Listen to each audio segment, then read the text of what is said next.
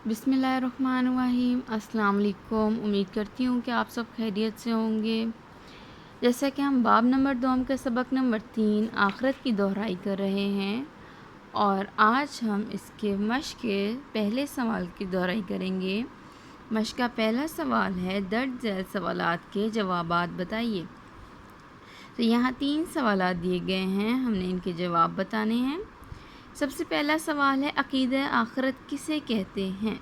हमने इस सबक में पढ़ा कि अक़ीदा आखिरत, यहाँ आप देख सकते हैं, अक़ीदा आखिरत इस्लाम का तीसरा बुनियादी अक़ीदा है।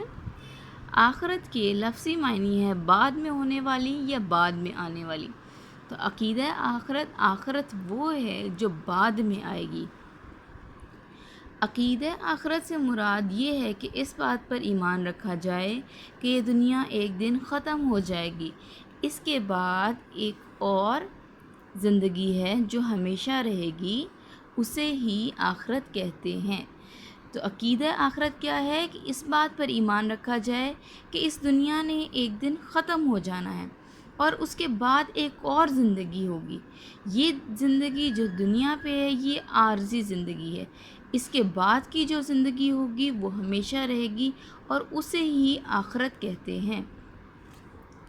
इसको मैंने यहाँ पर भी लिखा है ताकि आप और बेहतर तरीके से जवाब को जान सकें कि अक़ीदा आखिरत किसे कहते हैं। अक़ीदा आखिरत इस्लाम का तीसरा बुनियादी अक़ीदा है। आखिरत के लफ्ज़ी मायने बाद में होने वाली या बाद में आने वाली। अक़ीदा आखिरत से मुराद ये है कि इस बात पे ईमान रखा जाए कि दुनिया एक दिन ख़त्म हो जाएगी, इसके बाद एक और ज़िंदगी है जो हमेशा रहेगी, उसे ही आखिरत कहते हैं। अगले सवाल की तरफ चलते हैं। सवाल नंबर 2 है, अक़ीदा आखिरत पर ईमान लाने की क्या अहमियत है। कि अक़ीदा आखिरत पर अगर हम ईमान ले आते हैं तो उससे हमें क्या फ़ायदा हासिल होता है और अक़ीदा आखिरत पर ईमान रखना क्यों ज़रूरी है। तो अक़ीदा आखिरत पर ईमान रखना क्यों ज़रूरी है। मुसलमान होने के लिए अल्लाह और उसके रसूल सल्लल्लाहु अलैहि वसल्लम पर ईमान रखने के साथ साथ अक़ीदा आखिरत पर ईमान रखना भी ज़रूरी है। मुसलमान होने के लिए सिर्फ़ ये ज़रूरी नहीं कि सिर्फ़ अल्लाह और उसके इस रसूल पर ही ईमान रखा जाए, बल्कि ये भी ज़रूरी है कि इस्लाम के तमाम अक़ाइद पर भी ईमान रखा जाए। अक़ीदा आखिरत का इनकार इस्लाम के तमाम अक़ाइद के इनकार के बराबर है और जो अक़ीदा आखिरत से इनकार करेगा वो इसका मतलब तमाम इस्लाम के अक़ाइद से इनकार करेगा। तो इस सवाल को